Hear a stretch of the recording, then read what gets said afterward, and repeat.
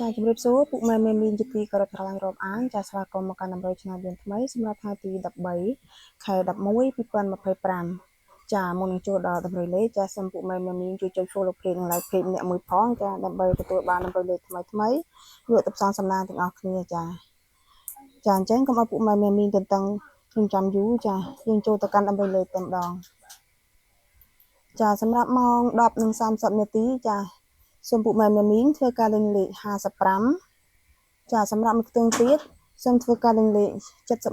71ចាសម្រាប់ម៉ោង1:30 នាទីនិងម៉ោង4:30 នាទីនាងខ្ញុំមានលេខល្អលេង VIP 2គ្រាប់សម្រាប់ពីប៉ុស្តិ៍ចាបើពុកម៉ែមានចំណាប់អារម្មណ៍អាចឆាតជួយពេកនាងខ្ញុំបានចាសេវាត្រឹមតែ80000រៀលទេពុកម៉ែមានចាសម្រាប់ម៉ោង6:30 នាទីចាសូមពុកម៉ែមានធ្វើការលេងលេខ37ចាសម្រាប់មួយខ្ទង់ទៀតសូមពុកម៉ែមានធ្វើការលេងលេខ22ចាសម្រាប់លេខធំសូមធ្វើការលេងលេខ122ចាសម្រាប់មួយខ្ទង់ទៀតសូមធ្វើការលេងលេខ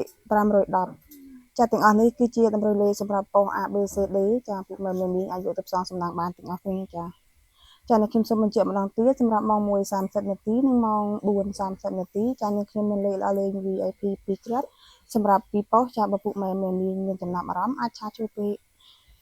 កនឹងខ្ញុំបានចាសេវាត្រឹមតែ80000រៀលទេពុកម៉ែមានចាអ្នកខ្ញុំក៏មានតែប៉ុណ្្នឹងសម្រាប់ចែកជូនពុកម៉ែមានទាំងអស់គ្នាចា